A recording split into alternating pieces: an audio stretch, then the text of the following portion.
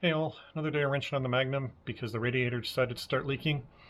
So we're going to be putting a new radiator in because it wasn't much of a price difference. I'm going with the severe duty police package radiator instead of just the heavy duty that the RTs come with.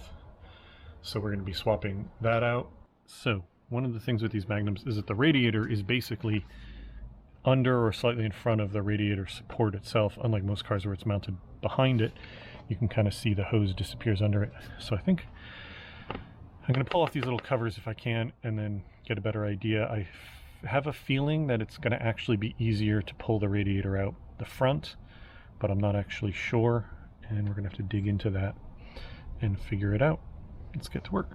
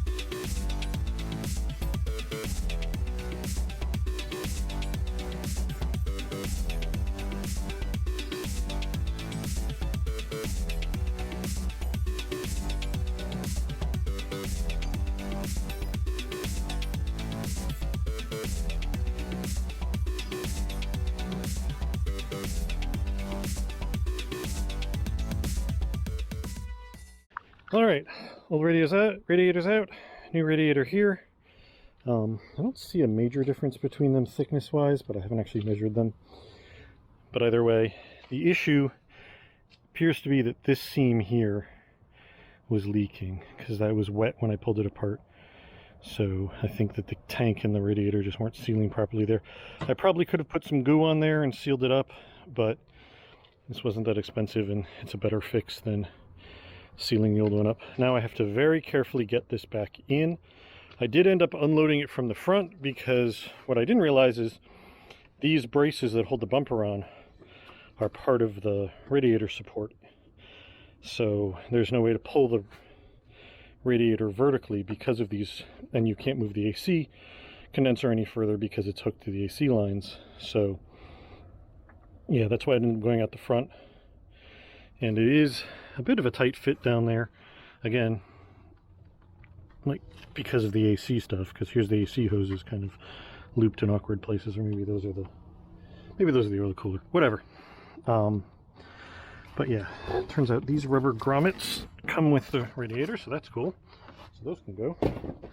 And then I'm going to get the radiator in, and I have brand new upper and lower radiator hoses and some new stainless steel clamps. So we'll get this all put back together, and hopefully we will be golden at that point.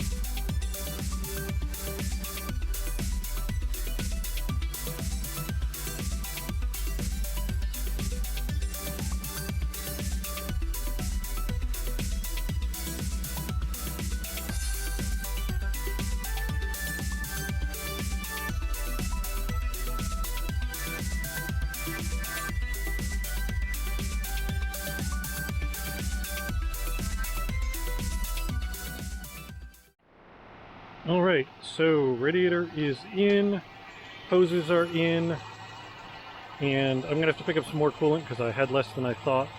But basically at this point the only thing left to do is run it up the temperature and keep topping off the coolant so that I get the system filled up and get all the air bled out of it. But yeah, we are back together. I'm Not seeing any drips currently, but obviously it hasn't filled with coolant yet, so I can't call that 100% set, but I think we're all done here.